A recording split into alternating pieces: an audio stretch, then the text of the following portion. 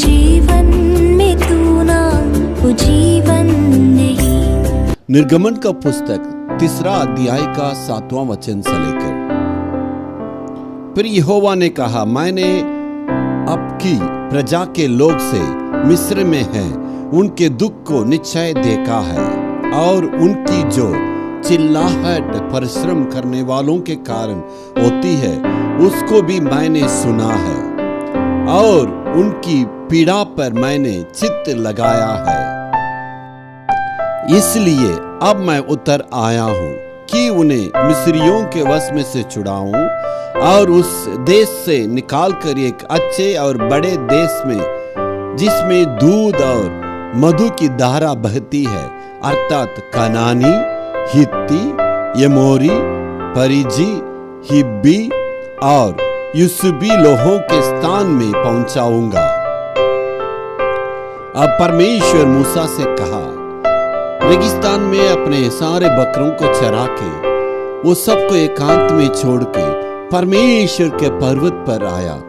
एकांत में 40 साल बकरों को चराने के चलते अपने सारे खूबियों को वो खो बैठा है।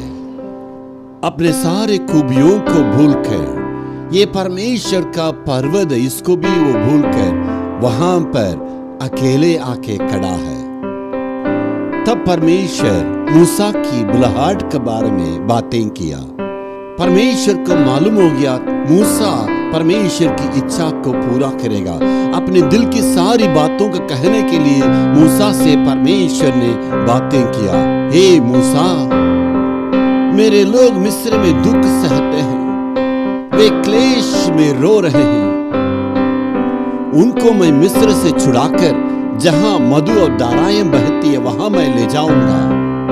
इसलिए तू आ, मेरे लोगों को मिस्र में से छुड़ाना, फिर उनको वास मैं भेजूंगा, तुम उनसे बातें करना है। इसलिए आओ करके परमेश्वर ने मूसा को बुलाया।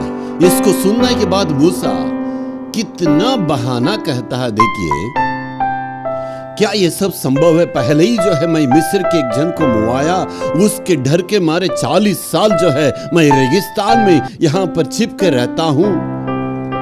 उस फिरौन के बारे में मैं जानता हूँ, ताकि उस मिस्र की राजमहल में 40 साल वहां रहा। क्या ये सब संभव है? वो इतना कठोर व्यक्ति है, क्या मेरे बातों को मानकर इस्राएलियों को वो छोड़ देगा? ये सब संभव नहीं है। ये सारी बातों को सोच के बहुत बहाना कहता है। ये मूसा अपने बल पर वो कहता है। वो ये भूल गया ये सेवा कौन देता है, बुलाने वाला कौन है। वो खुद को देखता है, मैं तो इतना कमजोर हूं, मैं जो है निर्बल हूं, इसलिए अपने बल पर निर्भर होकर कहता है। वो परमेश्वर को नहीं देखा। इसलिए मेरे प्यारों, बहुत बार हम इस कारण हार जाते हैं। ये कारण ये है, हम इतने कमजोरी को देखते हैं, इसलिए अपने बल पर खड़ा नहीं हो सकते हैं। हमारा पारिवारिक स्थिति को देखेंगे तो हमारे अंदर विश्वास कभी नहीं आएगा।